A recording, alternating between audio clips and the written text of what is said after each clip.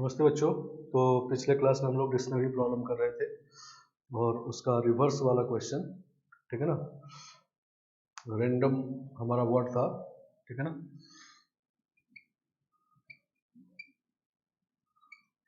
और इसमें से 250th पोजीशन पे वर्ड निकालना, ठीक है ना। तो टोटल फैक्टोरियल 6 वर्ड बनेगा, नहीं, टोटल नंबर ऑफ वर्ड्स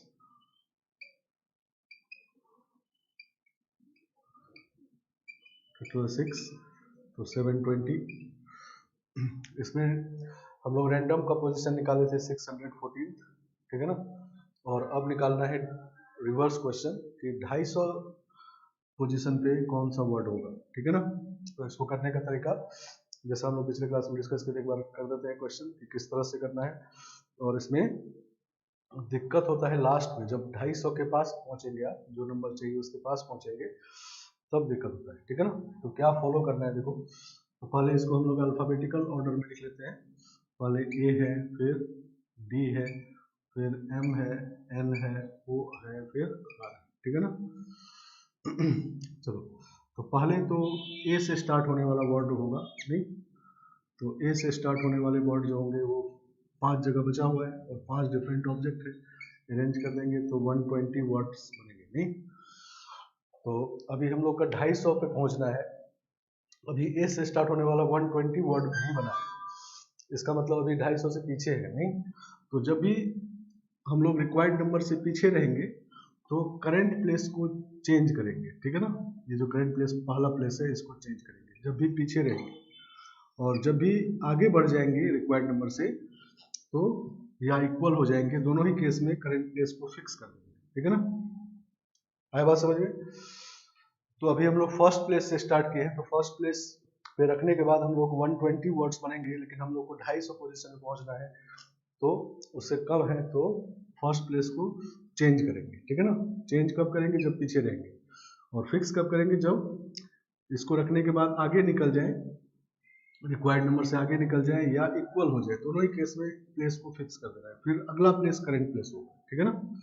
तो फिर उसके बाद डी से स्टार्ट होने वाला होगा, तो 120, तो टोटल मिलके ये 240 हो गया, नहीं, अभी भी रिक्वायर्ड नंबर से पीछे है, नहीं, 250 से पीछे है, तो इसको चेंज करेंगे, ठीक है ना।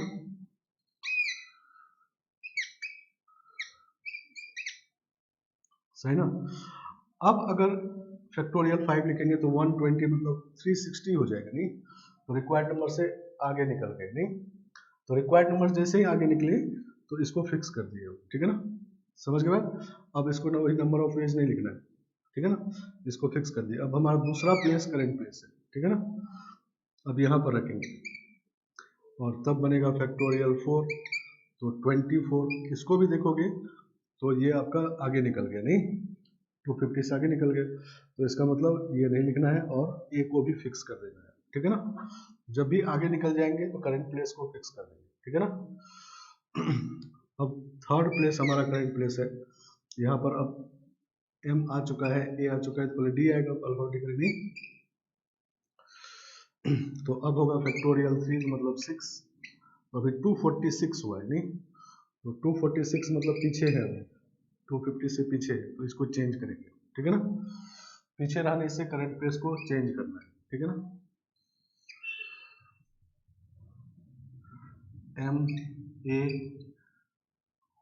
चलो डी के बाद आएगा एन, नहीं, एम तो आ ही चुका है तो एन आएगा। और अब अगर फैक्टोरियल 3 मतलब 6 लिखते हैं तो 6 ऐड करके ये 252 हो जाएगा, आगे निकल जाएगा, नहीं, तो इसका मतलब ये फिक्स हो गया, नहीं, समझ गया।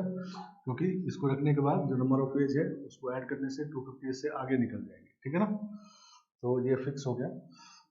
और अब हमारा फोर्थ प्लेस करंट प्लेस है, एन भी आ चुका है, तो फिर यहाँ पर डी आएगा और फैक्टोरियल 2, तो 2, अभी 248 हुआ है, नहीं, तो 248 मतलब पीछे है, पीछे है तो इसको चेंज करेंगे, नहीं।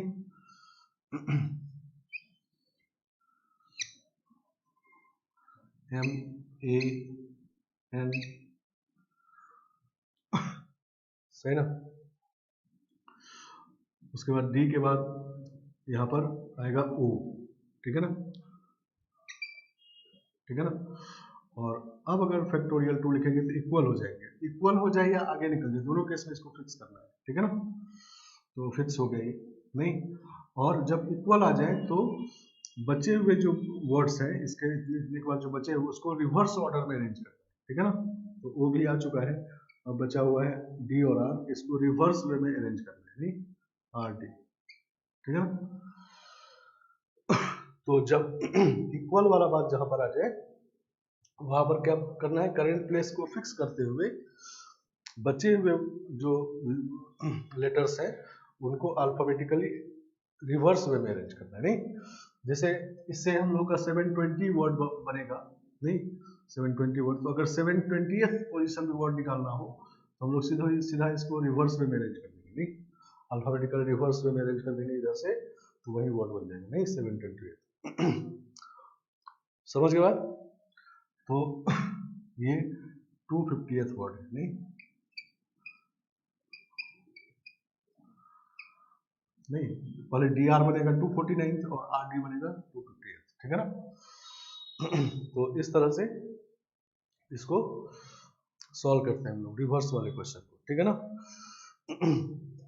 समझ के बाद तो पहले हम लोग क्या करते हैं, फर्स्ट प्लेस हमारा करंट प्लेस है, उसके बाद नंबर ऑफ वेज निकालते हैं बाकी प्लेस पे रखते हुए। अगर नंबर ऑफ वेज हमारे रिक्वायर्ड नंबर से पीछे है तो करंट प्लेस को चेंज करेंगे, नहीं और तब तक चेंज करते रहेंगे करंट प्लेस पर जब तक रिक्वायर्ड नंबर से आगे या इक्वल ना आ जाए, ठीक है ना।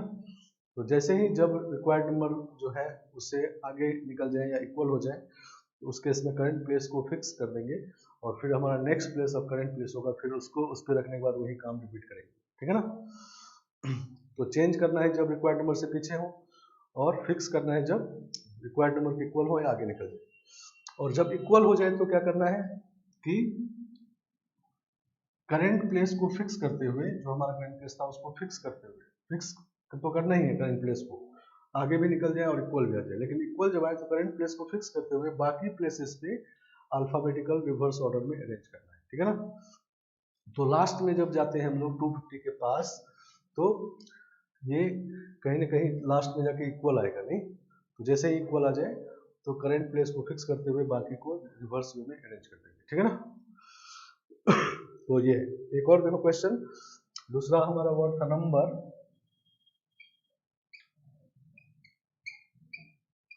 नंबर, इससे 400 प्लेस पे नंबर वर्ड निकालना है, ठीक है ना।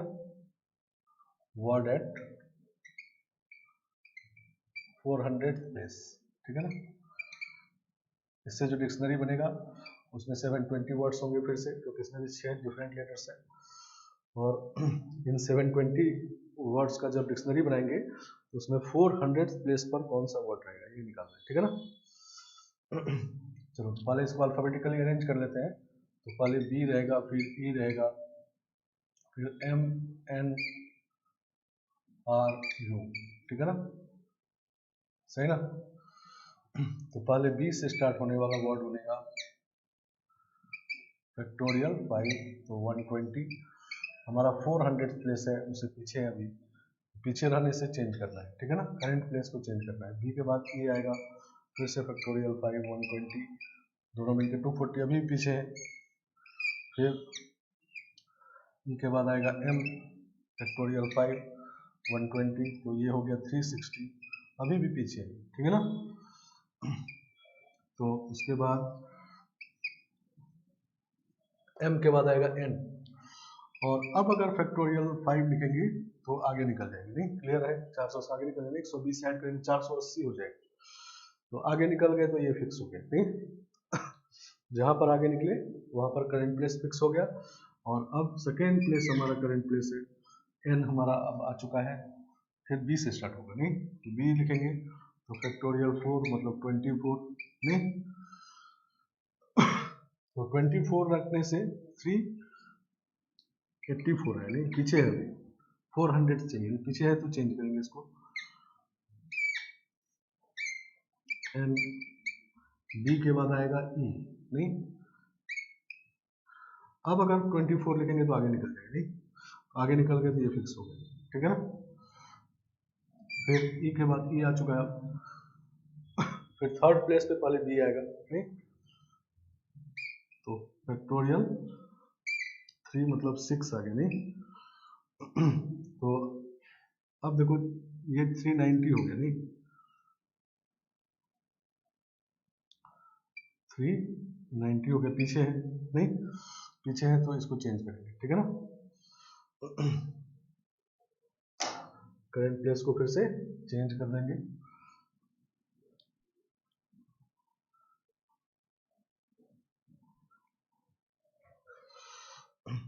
तो एन ई आ चुका है, एन ई आ चुका है, बी को चेंज करेंगे, तो बी को चेंज करेंगे, ई तो आ ही चुका है, एम आएगा नहीं,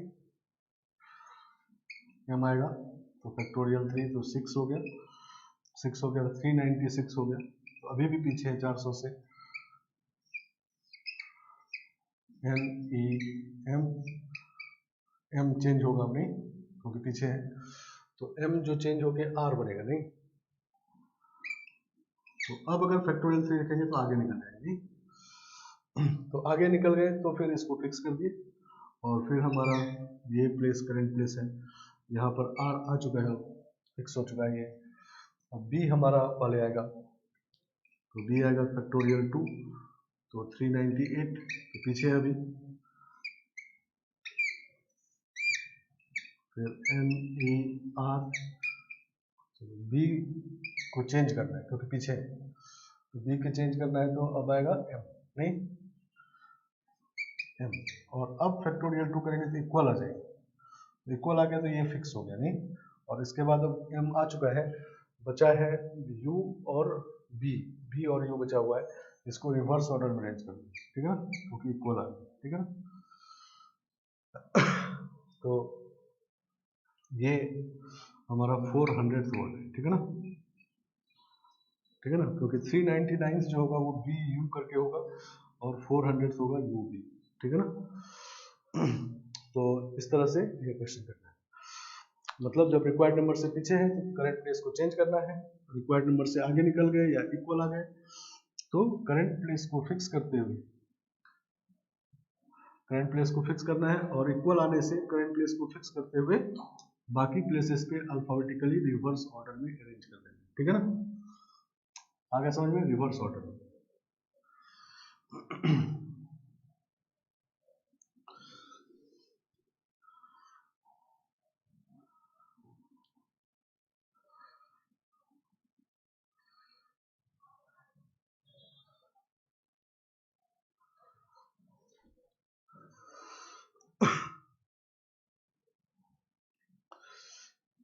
समझ गया, तो ये है डिक्शनरी प्रॉब्लम, ठीक है ना। चलो देखो नेक्स्ट टाइप क्वेश्चन ये होता है,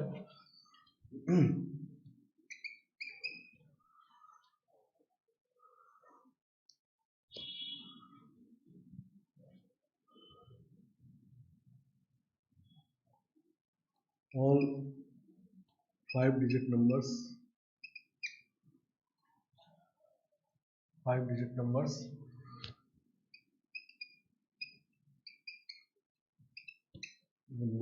are formed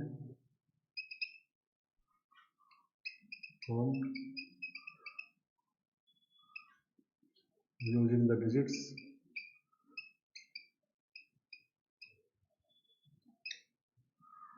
0, 1, 2, 3, 9 तक, ठीक है ना, विदाउट रिपीटेशन,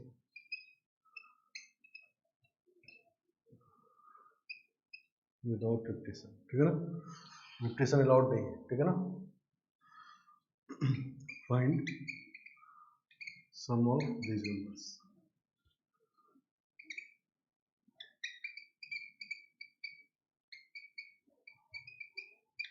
इन नंबर्स का सम बताना है, ठीक है ना। चलो तो कितने नंबर पहले बनेंगे ये देख लेते हैं, ठीक है ना, 5-digit नंबर, सही ना। तो 0 से 9 तक का डिजिट यूज करना है, विदाउट रिपीटेशन है, मतलब रिस्ट्रिक्शन है नहीं, कि रिपीटेशन नहीं होना चाहिए, और रिस्ट्रिक्शन है कि यहाँ 0 नहीं होना चाहिए, तो यहाँ पर पहले रिजॉल्व कर लेते हैं, तो 9 तरीके से होगा, 1 से 9 तक कोई रखेंगे, और अब बच गया 9 डिजिट हमारे पास, क्योंकि एक इसमें से रख दिए यहाँ पर और रिपीटेशन अलाउड नहीं है, तो वो डिजिट अब फिर आगे नहीं आएगा। तो 0 को लेते हुए उस डिजिट को हटाते हुए अब 9 डिजिट बचा हुआ है, और अब कोई भी कहीं आ सकता है, कोई रिस्ट्रिक्शन नहीं है। तो 9p4, ठीक है ना। तो 9 × 9p4 नंबर्स बनेंगे, ठीक है ना। हमको क्या है कि इन सारे नंबर्स का सम निकालना है, ठीक है ना। इस क्वेश्चन में सम निकालना है, ठीक है ना। समझ गए बात। तो सम निकालना मतलब पहले इन नंबर्स को हम लिखेंगे। 5 डिजिट का नंबर बहुत सारा होगा, इतने नंबर से नहीं, बहुत सारे नंबर होंगे नहीं, 4-5 डिजिट का नंबर होगा, फिर सबको यहाँ ऐड करके, ठीक है ना, ऐसा है, ठीक है ना। तो इतने नंबर ऑफ नंबर्स ये बनेंगे और इन सब का ऐड करना है, ठीक है ना।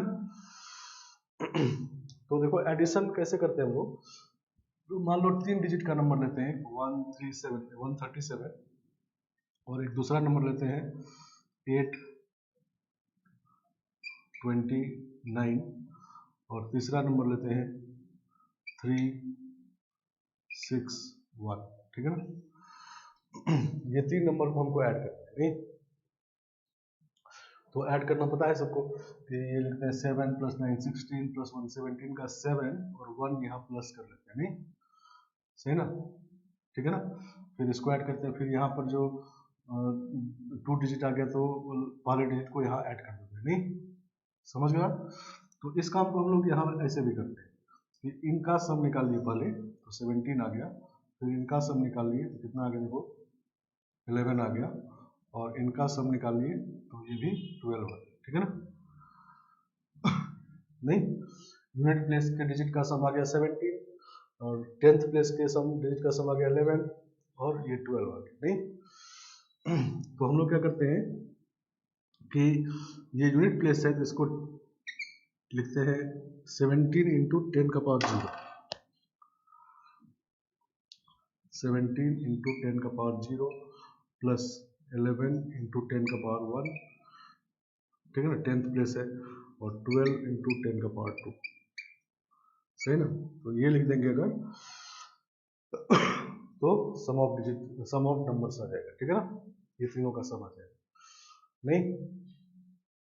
मतलब इसको जब 17 ये तो 1 है तो 17 आएगा तो 1 इसमें ऐड होगा, तो इसमें से जो 100 प्लेस वाला होगा वो इसमें ऐड हो जाएगा नहीं, तो इस तरह से हो जाएगा।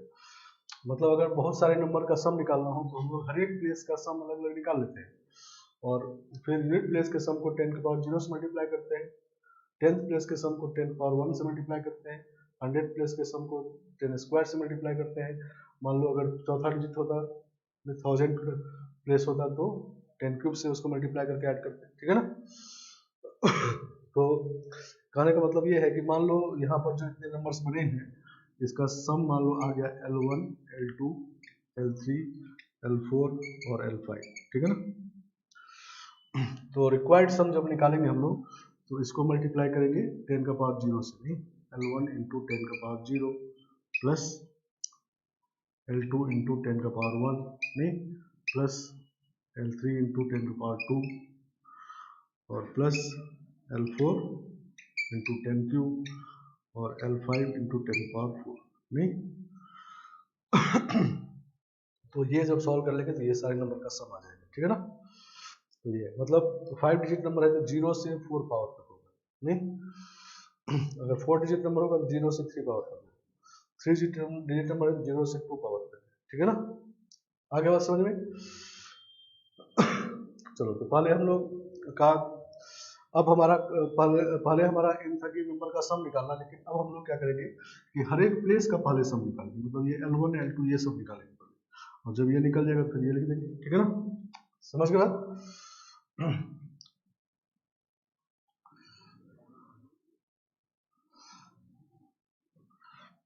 चलो तो हर एक प्लेस का सम निकालना है, ये पांचों प्लेस है तो इसका सम निकालना है। तो ये 5 डिजिट बना देते, देखो यहाँ पर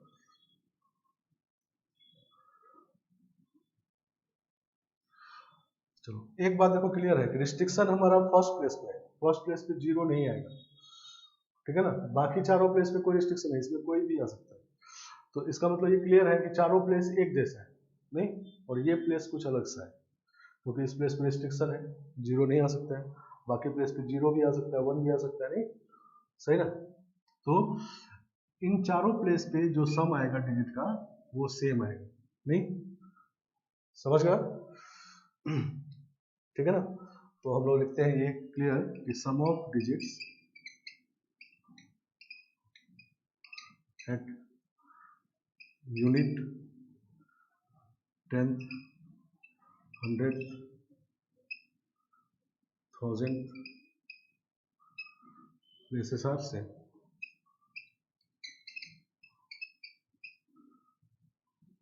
ठीक है ना। तो इसका मतलब क्या होगा, किसी एक प्लेस पे डिजिट का सम निकाल लेंगे तो वहीं ये चारों प्लेस पे, ठीक है ना, और यहाँ का फिर अलग से निकालेंगे, ठीक है ना। चलो तो अब हम लोग यहाँ का सम किसी एक जगह का निकालना है। चलो तो पहले जो हमारा एम था कि हर एक, तो पहले हमारा एम था कि हर एक प्लेस पे डिजिट का सम निकालना, लेकिन अब हम लोग ये डिसाइड कर ले कि चारों प्लेस पे जैसा होगा तो किसी एक ही प्लेस का निकालें, तो वही चारों प्लेस पे होगा और इसका फिर अलग से निकालेंगे। चलो अब आते हैं कि यहाँ पर देखो, तो ये क्लियर है कि जितनी बार यहाँ पर 1 आएगा उतनी ही बार 2 आएगा, नहीं सही ना, उतनी ही बार यहाँ 3 आएगा, उतनी ही बार 4 आएगा, उतनी ही बार 9 तक आएगा, और 0 अलग बार आएगा, नहीं नहीं मान लो हम यहाँ पर देखते हैं कि 0 कितनी बार आता है,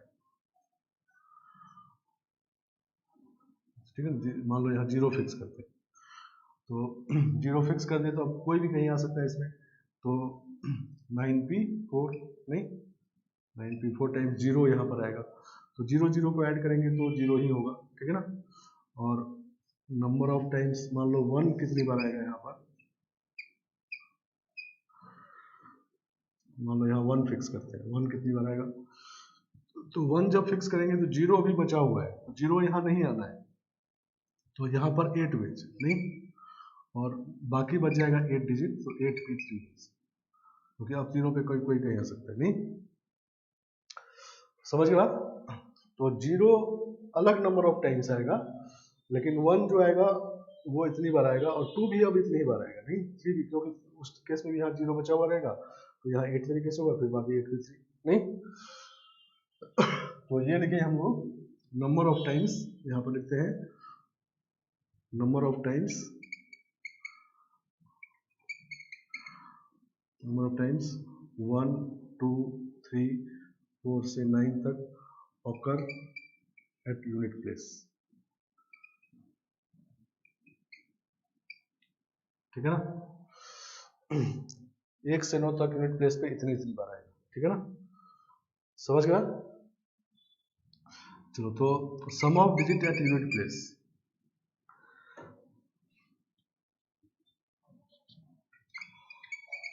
सम of digit at unit place,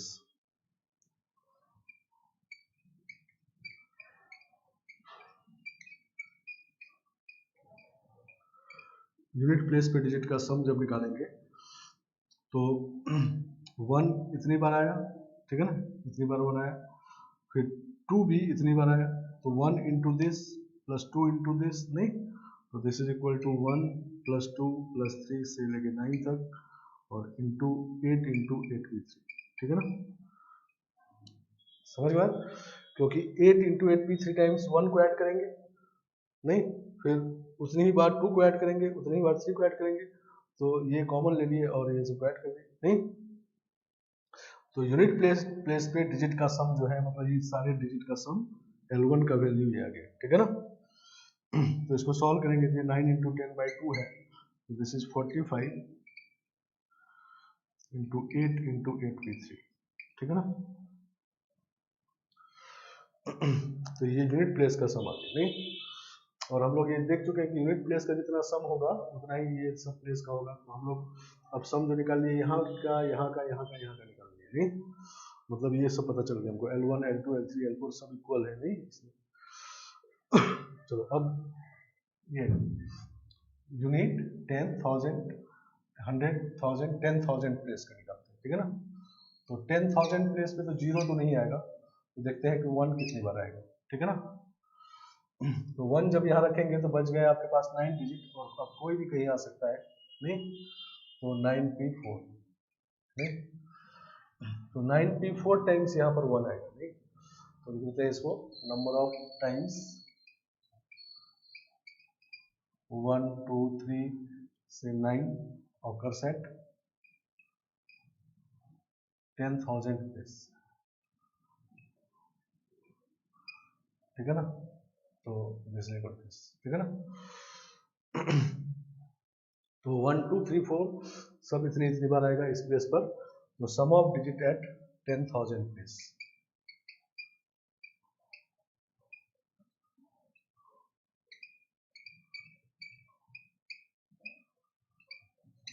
ठीक है ना। दिस इज 1 + 2 + 3 से 9 तक, और 9p4 मल्टीप्लाई कर देंगे, तो दिस इज 45 × 9p4, सही ना।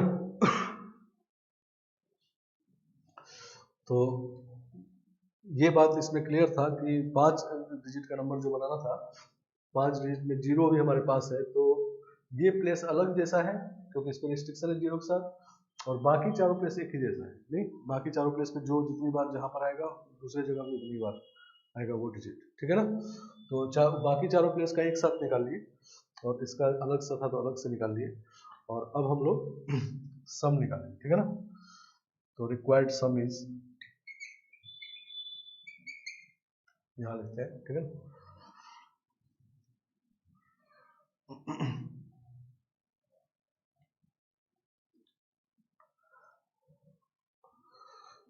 रिक्वायर्ड सम,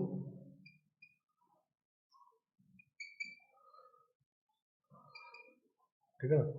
तो ये 45 × 9p4 में मल्टीप्लाई करेंगे 10⁴ से, नहीं, और ये जो इसमें मल्टीप्लाई करेंगे 10³ से, 10² से, 10 से और 10⁴ से, ठीक है ना।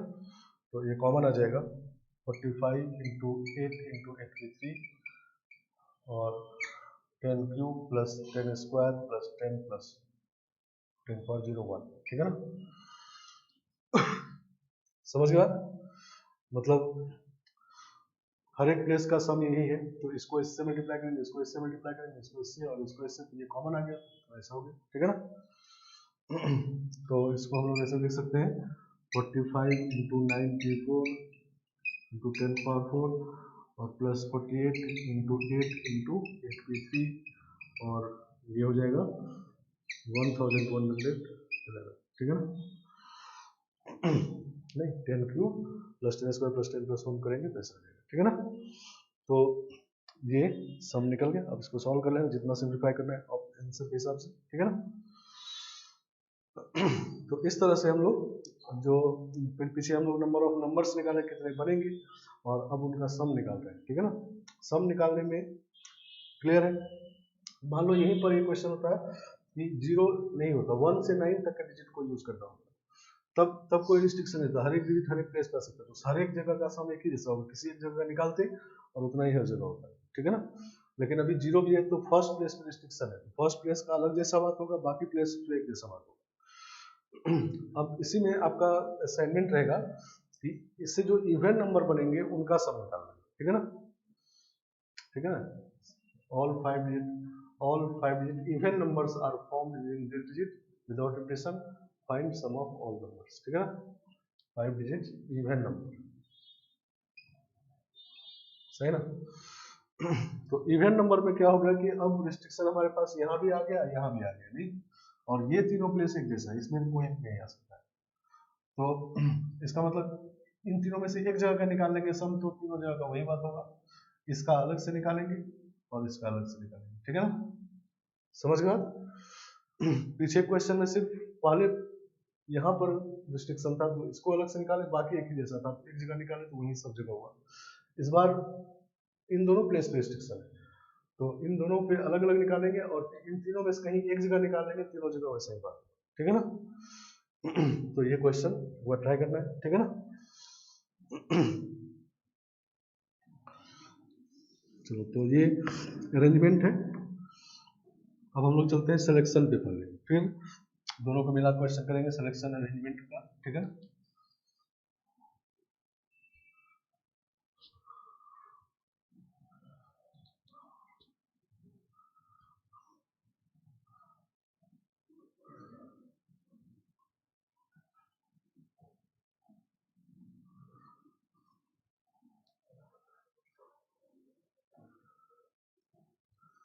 चलो सिलेक्शन,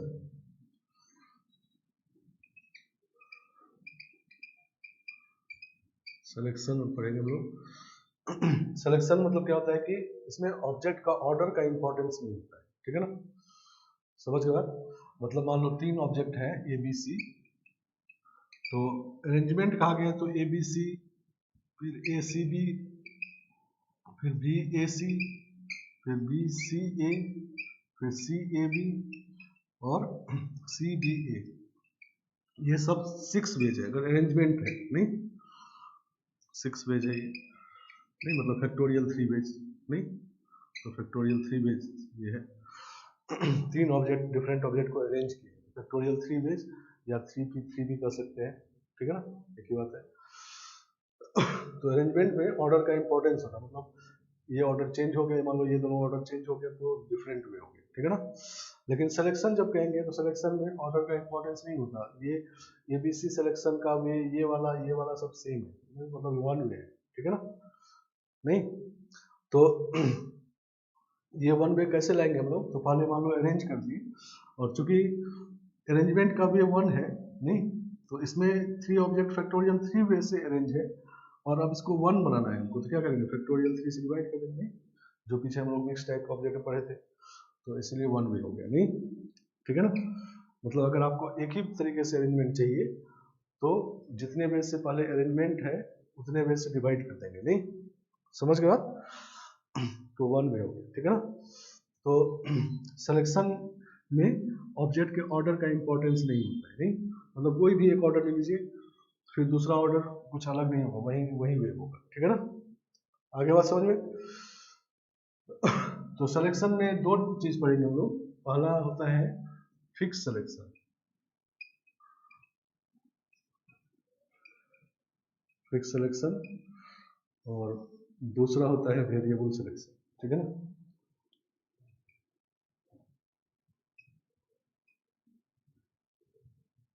वेरिएबल सिलेक्शन, ठीक है ना। इसमें क्या अंतर है देखो, फिक्स सिलेक्शन में जैसे मान लो 10 ऑब्जेक्ट है तो उसमें कहा जाएगा कि 5 सेलेक्ट करना है, ठीक है ना, समझ गया। 10 में से एग्जैक्टली 5 सेलेक्ट करना है, 10 में से 5 एग्जैक्टली 5, मतलब वो नंबर 5 जो फिक्स है, ठीक है ना। और वेरिएबल सिलेक्शन का मतलब क्या है कि इसमें सिलेक्शन का नंबर वेरी करेगा, ठीक है ना। जैसे मान लो 10 ऑब्जेक्ट है तो कहा गया कि कम से कम 5 सेलेक्ट करना है, तो आप 5 भी कर सकते हो, 6 भी कर सकते हो, 7 भी कर सकते हो, नहीं तो सिलेक्शन का नंबर उसमें वेरी करते हैं, ठीक है ना, वेरिएबल सिलेक्शन में। और फिक्स सिलेक्शन का मतलब कि जिसमें सिलेक्शन का नंबर फिक्स हो, एकदम एग्जैक्टली उतना ही सिलेक्ट करना है, उससे कम ना ज्यादा, ठीक है ना। तो बारी बारी से दोनों पढ़ेंगे हम लोग। तो पहले हम लोग फिक्स सिलेक्शन पढ़ेंगे, ठीक है ना, और वेरिएबल सिलेक्शन में फिक्स सिलेक्शन को ही बार बार यूज कर लेते हैं, ठीक है ना। चलो फिक्स सिलेक्शन मतलब समझ गए कि हमारे पास मान लो n ऑब्जेक्ट है, डिफरेंट ऑब्जेक्ट या आइडेंटिकल ऑब्जेक्ट या मिक्स टाइप का ऑब्जेक्ट, तो उसमें से एग्जैक्टली r को सिलेक्ट करना है, ठीक है ना, ये फिक्स नंबर है, ठीक है ना, r को ही सिलेक्ट करना, उससे r से ना ज्यादा ना कम। और वेरिएबल सिलेक्शन में क्या होगा कि सिलेक्शन का नंबर वेरी करेगा, मतलब n ऑब्जेक्ट रहेगा तो उसमें इसका जो कम से कम r सेलेक्ट करना है या ज्यादा से ज्यादा r सेलेक्ट करना है, तो ज्यादा से ज्यादा r करना है तो r भी कर सकते हैं, r-1 भी कर सकते हैं, r-2 भी कर सकते हैं, नहीं तो हम लोग पहले अभी फिक्स सिलेक्शन पे हैं, और फिर से ये तीनों टाइप के ऑब्जेक्ट का देखेंगे, 3 टाइप का ऑब्जेक्ट क्लियर है, डिफरेंट, आइडेंटिकल और मिक्स टाइप, ठीक है ना। तो इसमें फर्स्ट फॉर्मूला लिखते हैं हम लोग, इसको ए कर देते हैं, ठीक है ना। फर्स्ट फॉर्मूला लिखते हैं number of ways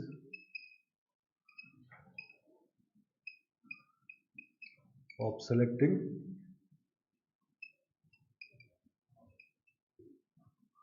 are object out of, ये एग्जैक्टली आर ऑब्जेक्ट, ठीक है ना। एग्जैक्टली आर ऑब्जेक्ट मतलब fix selection out of n different object, and different है ऑब्जेक्ट्स, ठीक है ना, मतलब डिस्टिंक्ट ऑब्जेक्ट। तो अरेंजमेंट का वे होता है NPR, नहीं मतलब factorial n upon factorial n minus r, ये अरेंजमेंट का वे है। तो इसमें जो r ऑब्जेक्ट है वो फैक्टोरियल r वे में अरेंज है, नहीं, और उसको हमको अरेंजमेंट का वे 1 करना है, नहीं सिलेक्शन में ऑर्डर का इंपॉर्टेंस नहीं होता है, तो फैक्टोरियल r से और डिवाइड कर दें, ठीक है ना। तो इसी को हम लोग कहते हैं NCR, ठीक है ना। तो n डिफरेंट ऑब्जेक्ट में से अगर एग्जैक्टली r को सिलेक्ट करना हो तो NCR, नहीं डिफरेंट ऑब्जेक्ट हो तब NCR यूज करना है, ठीक है ना। और second number of veg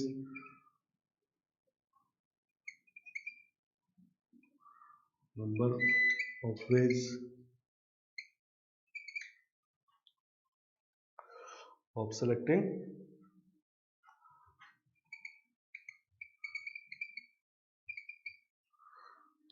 R object out of n identical objects।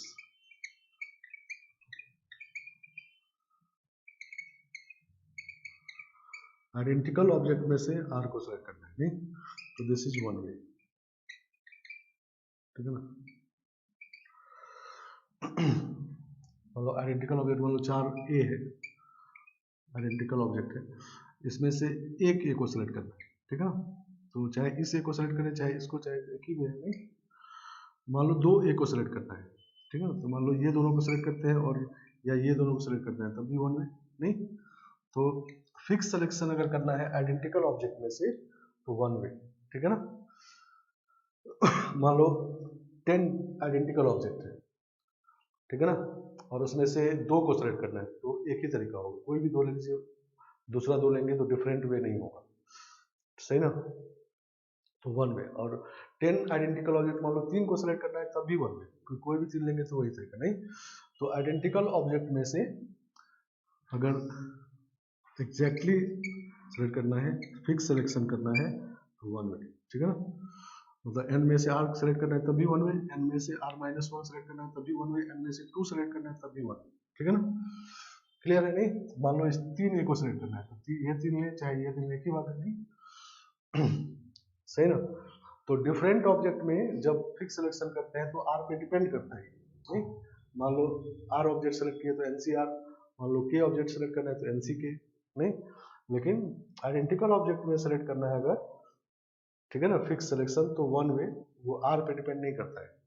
10 select करना, 10 में से 10 सेलेक्ट करना तब भी वन वे, 10 में से 5 सेलेक्ट करना तब भी वन वे, ठीक है ना। है बात क्लियर। और मिक्स टाइप के ऑब्जेक्ट में सेलेक्ट करना हो, तीसरा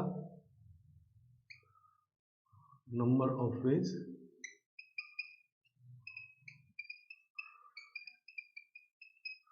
of selecting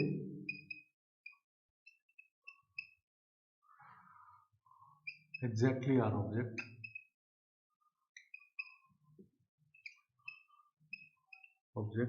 out of n object of mixed type,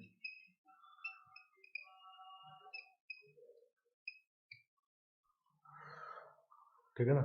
mix type के ऑब्जेक्ट में से अगर एग्जैक्टली आर सेलेक्ट करना हो, ठीक है ना। मिक्स टाइप मतलब समझ गए कि मान लो 10 मैंगोज है, 12 एप्पल्स है, नहीं, 6 बनानाज है, नहीं, और ये सब आपस में आइडेंटिकल है, तो ये मिक्स टाइप का ऑब्जेक्ट हुए, नहीं, समझ गया।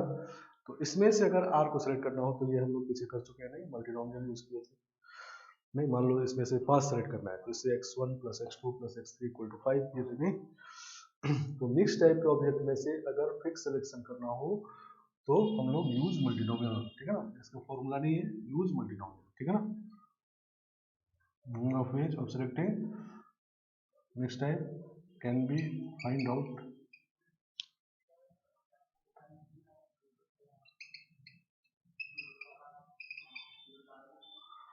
फर्स्ट यूजिंग मल्टीनोमियल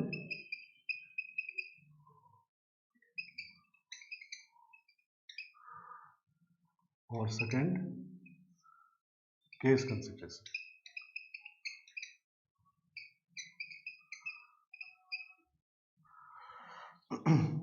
दो तरीका है इसको करने का, ठीक है ना। मतलब या तो मल्टीनोमियल यूज कर लीजिए, पीछे हम लोग एग्जाम्पल के भी थे, फिर से करेंगे, और या केस बना लीजिए, ठीक है ना। तो मान लो इतने में से 5 सेलेक्ट करना है, तो 5 कैसा कैसा है, मान लो पांचों एप्पल ही है, नहीं पांचों एक जैसा है, या 5 में से 3 एक जैसा है, 2 अलग अलग है, 3 एक जैसा है और 2 दूसरा एक जैसा है, नहीं। तो इस तरह से केसेस बना लेते हैं और फिर सॉल्व करते हैं। तो केस जब ज्यादा बन जाए, मान लो 10 केस बन गया, तो उससे अच्छा एक मल्टीनोमियल यूज करिए, ठीक है ना। केस अगर कम बने तो तभी केस वाला यूज करिए।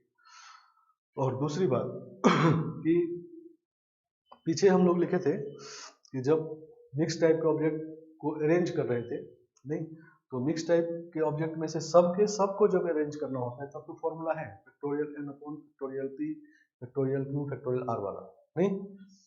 ये जो फॉर्मूला है, ये जब मिक्स टाइप के ऑब्जेक्ट में से सबको अरेंज करना हो, ठीक है ना। लेकिन जब कम को अरेंज करना होगा तो बताए थे केस कंसिडरेशन करना है, नहीं सही ना। तो वो काम यहाँ पर यही बात है, ठीक है ना। यहाँ पे मिक्स टाइप के ऑब्जेक्ट में से सिलेक्शन पहले करेंगे केस बना के, और फिर अरेंज कर लेंगे, ठीक है ना। समझ गए आप? तो मतलब मान लो मिक्स टाइप के ऑब्जेक्ट में से सिलेक्शन करना है, खाली सिलेक्शन ही करना है, तो हम लोग जनरली मल्टीनोमियल यूज करेंगे। लेकिन सिलेक्शन के बाद अरेंज भी करना है, अगर मिक्स टाइप के ऑब्जेक्ट में अरेंजमेंट का भी क्वेश्चन होगा, तो सबको अरेंज करने का तो फॉर्मूला है। लेकिन कम को जब अरेंज करना होगा, n में से r को अरेंज करना होगा, तो हम लोग तब उस केस में केस बना के पहले सिलेक्शन करेंगे, और फिर जैसा सिलेक्शन होगा उसके हिसाब से अरेंज करेंगे, ठीक है ना। समझ गए आप? तो इन दोनों में से कब किसको यूज करना है ये बताएं, नहीं। तो केस कंसिडरेशन को तब यूज करेंगे जब कम केस बने सिलेक्शन में, या सिलेक्शन के बाद अरेंज करना है तब केस बनाएंगे, ठीक है ना। खाली सिलेक्शन अगर करना है तो मल्टीनोमियल में हम लोग बहुत सारे क्वेश्चन कर चुके पीछे, नहीं तो उसमें ये यूज करना है, ठीक है ना। चलो, तो क्वेश्चन पे हम लोग हर एक तरह का देखेंगे। तो यही 3 फॉर्मूला है, नहीं, जैसे 3 टाइप का ऑब्जेक्ट है, 3 टाइप का फॉर्मूला क्वेश्चन में से चुन के निकालना कि ऑब्जेक्ट कौन सा है, उसके हिसाब से यूज करना है, ठीक है ना। लेकिन ये सब जो बात है ये फिक्स सिलेक्शन में है, नहीं, मतलब जब एग्जैक्टली कोई नंबर फिक्स नंबर सेलेक्ट करना हो, ठीक है ना, तब इन तीनों फॉर्मूला यूज करना है। और ऑब्वियसली कि फिर जो डिफरेंट ऑब्जेक्ट में सिलेक्शन का ये फॉर्मूला है, ठीक है ना, तो ये फॉर्मूले पे क्वेश्चन डायरेक्ट नहीं होगा, कुछ रिस्ट्रिक्शन होगा, फिर उसको रिजॉल्व करके फॉर्मूला यूज करेंगे, नहीं। मतलब ये फॉर्मूला कब है, जब n में से किसी भी r को सेलेक्ट कर सकते हैं, किसी ऑब्जेक्ट के साथ रिस्ट्रिक्शन नहीं है, किसी को एक को आना है दूसरे को नहीं आना है, ऐसा कोई रिस्ट्रिक्शन नहीं है, कोई भी आ सकता है कोई भी नहीं आ सकता है, तब NCR फॉर्मूला है। तो रिस्ट्रिक्शन होगा तो रिजॉल्व करके तब ये फॉर्मूला यूज करेंगे। ये वाला बीच बीच में यूज होगा, नहीं, आइडेंटिकल ऑब्जेक्ट में से फिक्स सिलेक्शन का भी 1 होता है, तो सीधा सीधा क्वेश्चन नहीं होगा, सही ना। तो लिखते हैं एग्जाम्पल, देखो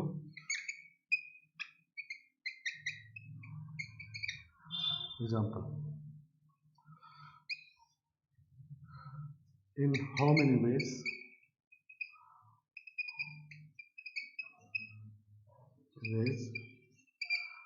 a child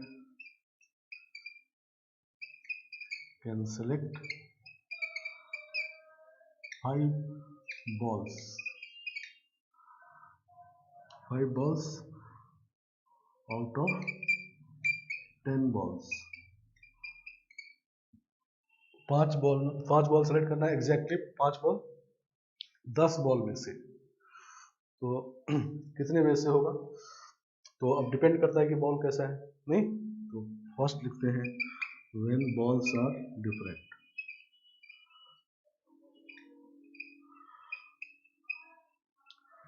सही ना, बॉल्स आर डिफरेंट, ठीक है ना, क्योंकि 10 बॉल्स लिख दिया तो डिफरेंट ऑब्जेक्ट की अलग बात है, आइडेंटिकल की अलग बात है, नहीं। तो अगर डिफरेंट बॉल्स हैं तो ये 10C5 लिखेंगे, नहीं, सही ना। और व्हेन बॉल्स आर आइडेंटिकल,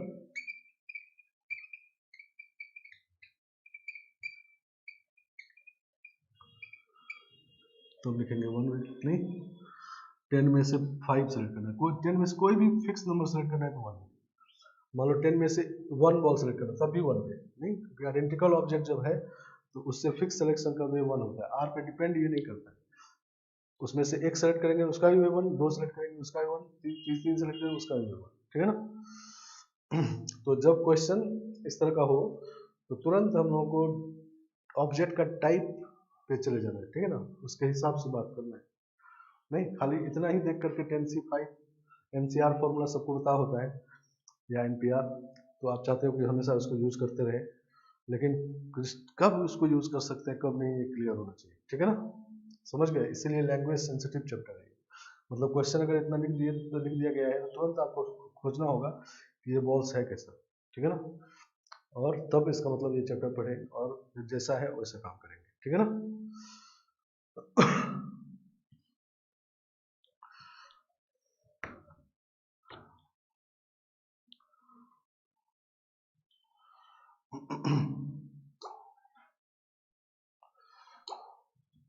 चलो तो अभी हम लोग डिफरेंट ऑब्जेक्ट वाला क्वेश्चन करेंगे कुछ, और फिर बारी बारी से सब पे आएंगे, ठीक है ना, दूसरा और तीसरा फॉर्मूला पे।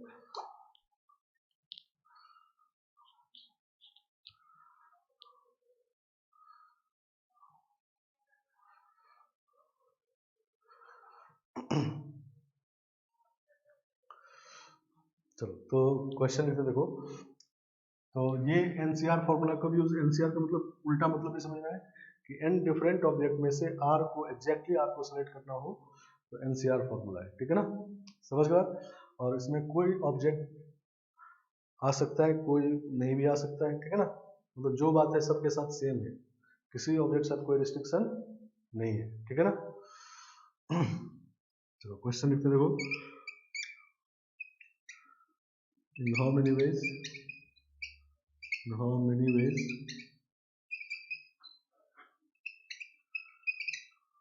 a student can select 4 books out of 8 books, 8 different books,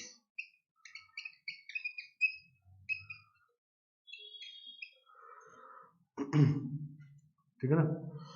in how many ways a student can select exactly 4 books, 4 books select करना है 8 डिफरेंट बुक्स में, ठीक है ना, तो कोई भी 4 ले सकता है, तो 8C4 नहीं, ये हो गया। अब इसे मान लो ऐसा होता, in how many ways student can select 4 books out of 8 different books if he must select 2 particular books,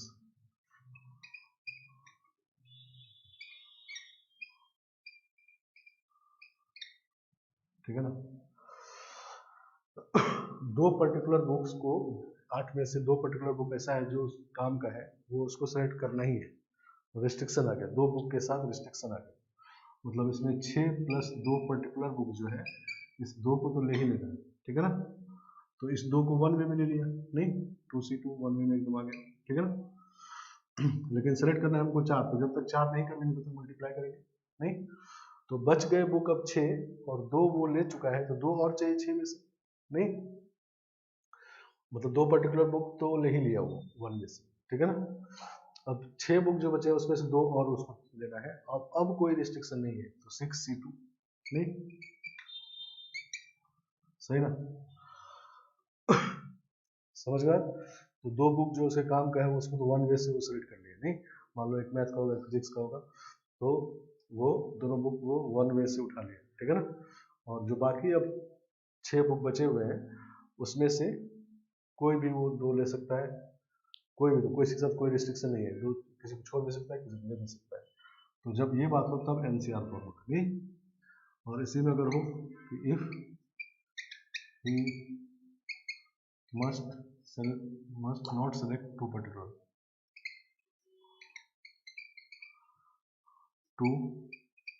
book,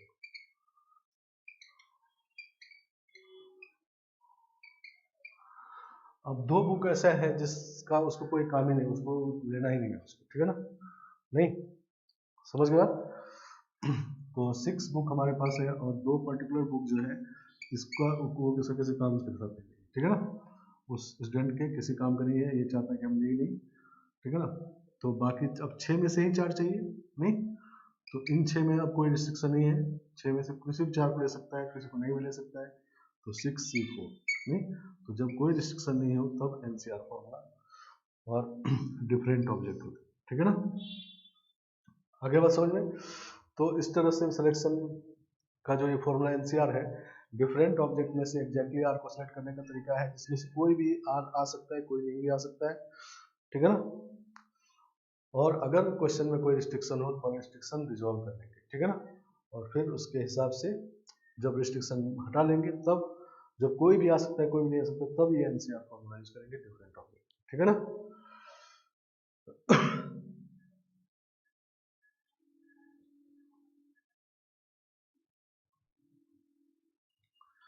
चलो एक और क्वेश्चन देखो, लिखते हैं।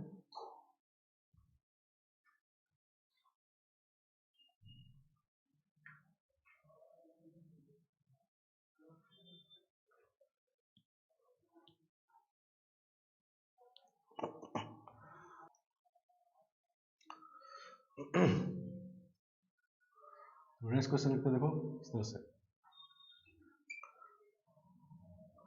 Out of 12 persons,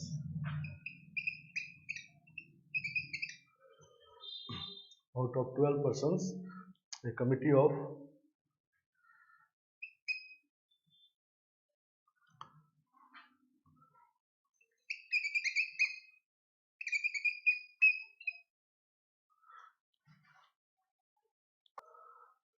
committee of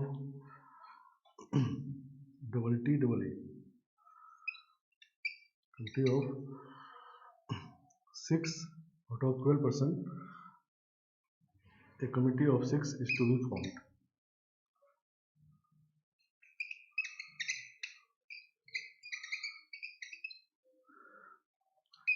In how many ways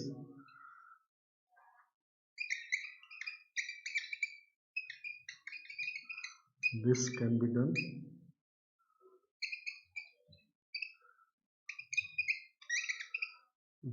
First question है, if two particular person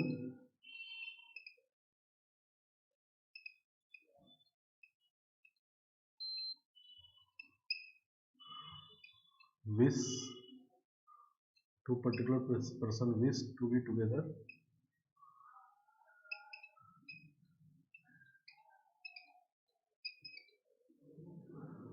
in the committee,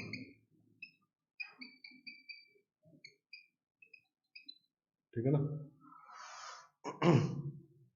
तो 12 person से मतलब 12 डिफरेंट ऑब्जेक्ट है, उसमें 6 का कमेटी बनाना है, मतलब 6 को सिलेक्ट करना है, तो अगर कोई रिस्ट्रिक्शन नहीं होता 12C6 होता, ठीक है ना।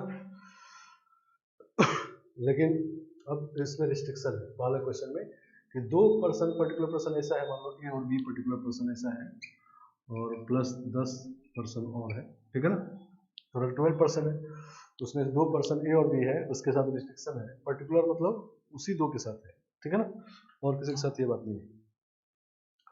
तो ये दोनों चाहते हैं कि साथ साथ ही हम कमेटी में जाएं, मतलब जब भी जाएगा दोनों साथ साथ जाएगा और नहीं तो दोनों नहीं जाएगा, कोई ऐसा नहीं है कोई एक गया एक नहीं गया, ठीक है ना, समझ गए बात। और ये 10% जो है इसके साथ कोई रिस्ट्रिक्शन नहीं, ठीक है ना। तो एक बार तो ये दोनों आ जाए, नहीं, दोनों का दोनों आ जाए वन वे से, ठीक है ना, और तो दो आ चुका है तो हमको 6 का कमेटी बना, तो 4 और चाहिए 10 में से, और अब कोई रिस्ट्रिक्शन नहीं है तो 10C4, ठीक है ना। तो इसमें क्या होगा कि ये दोनों आ गया है, नहीं, दो आ गया है, हमको 6 का सिलेक्शन करना है, तो जब तक 6 का सिलेक्शन नहीं होगा तब तक मल्टीप्लाई करते रहेंगे, नहीं, क्योंकि जब तक एम पे नहीं पहुंचेंगे तब तक मल्टीप्लाई करेंगे, एम पे पहुंच गए फिर प्लस करेंगे और फिर दूसरे तरीके से एम पहुंचेंगे, दूसरा तरीका कि ये दोनों के दोनों नहीं आए, नहीं, तो इसका मतलब बाकी 10 में से ही 6 को सिलेक्ट करना होगा, नहीं, क्योंकि टोटल 6 को सिलेक्ट करना है, तो पहले केस में तो इसको दोनों को रख लिए थे तो 4 ही सिलेक्ट करना था, तो 10C4, अब इस दोनों को में से दोनों को नहीं रख रहे हैं, नहीं मतलब 2C0, इस दोनों में से 0 रख रहे हैं तो 1 में, और इसमें से अब 6 को 6 रखना होगा, नहीं तो this is 10C4 plus 10C6, दोनों इक्वल ही होता है तो 2 10C4, नहीं ठीक है ना। तो ये हो गया ये वाला रिस्ट्रिक्शन। और सेकेंड क्वेश्चन है, if two particular person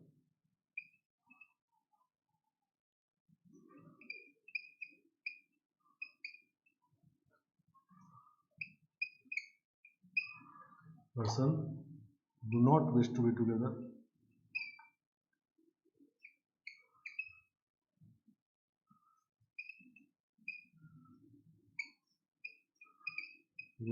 in the committee.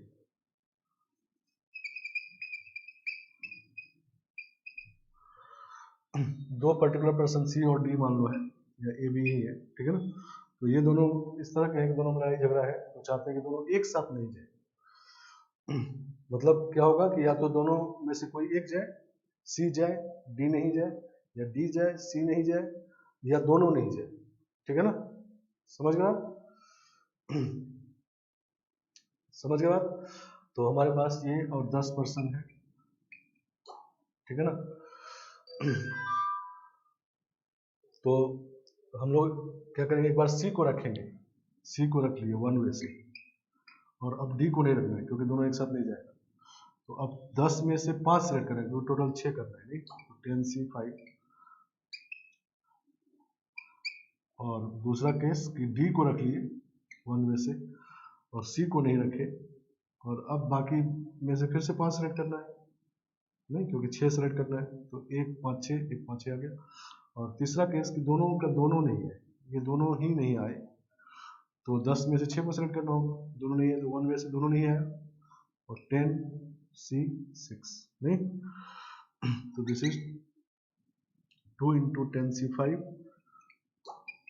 Plus 10C6, ठीक है ना। चलो टोटल जो होगा विदाउट रिस्ट्रिक्शन ये 12C6 होगा, नहीं 12C6, और दोनों साथ साथ आ जाए उसका तरीका ये है, नहीं ठीक है ना। तो इसको अगर माइनस कर दिया जाए तो क्या होगा, 10C4 या 10C6 एक ही बात है। तो ये दोनों को माइनस कर देंगे तब भी वही मिलेगा, नहीं दोनों साथ साथ नहीं जाएगा, दोनों साथ साथ जब नहीं जाएगा तो क्या होगा, दोनों में से कोई एक जाएगा, नहीं कोई एक जाएगा या दोनों नहीं जाएगा, ठीक है ना। समझ गया? तो दोनों साथ साथ नहीं जाएगा, वो वाला सब्ट्रैक्ट कर दिए, तो ये भी यही आना चाहिए, नहीं तो इसको चेक करके देख सकते हैं कि वो आता है कि नहीं, ठीक है ना।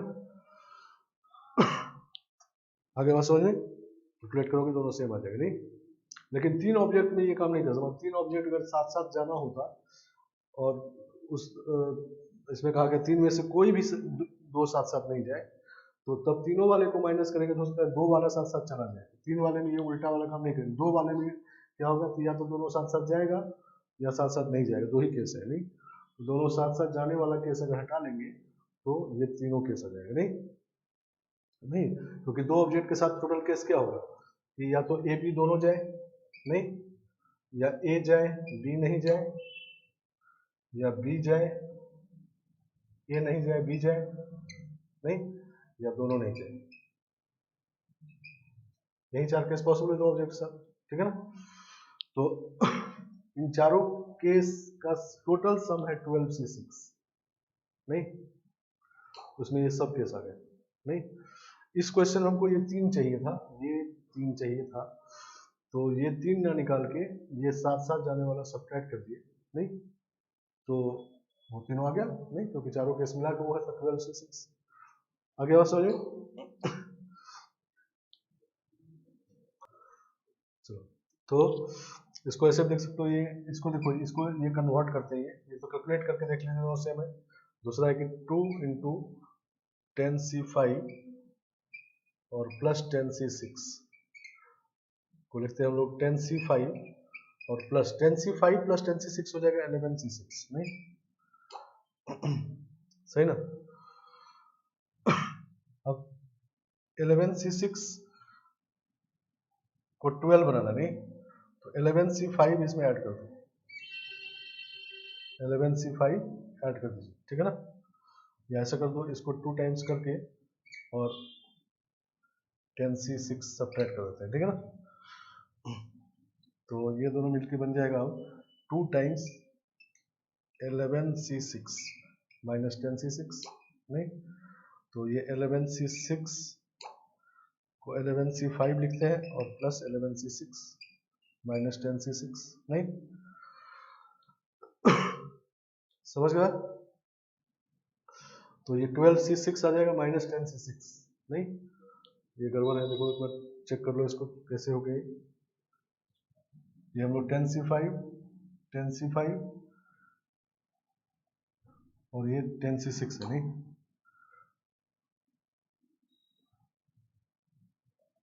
तो 2 इंटू 10C5 प्लस 10C6, इसको कन्वर्ट करना है कि ये ऐसा बन गया, नहीं बाइनोमियल आइडेंटिटी यूज करके इसको चेक करें एक बार और कोशिश करो ऐसा बना दे, या इसको हम लोग सॉल्व करेंगे तो दोनों इक्वल आ जाएगा, लेकिन कोशिश करना है आइडेंटिटी यूज करके वो बन जाए, जैसे कि प्रूव हो जाए कि हाँ ये है, नहीं क्योंकि ऑप्शन जब देखेंगे मान लो मोर देन वन ऑप्शन है, तो ऑप्शन में क्या रहेगा कि ये भी ऑप्शन रहेगा ये भी रहेगा, तो मान लो आप इस तरीके से सॉल्व किए तो ये ऑप्शन आ गया, तो अब ये वेरीफाई करना होगा कि ये भी सही है कि नहीं, ठीक है ना, तो उसको वेरीफाई कर लेना है, ठीक है ना, समझ गए बात। चलो एक बार करके देख लोगे।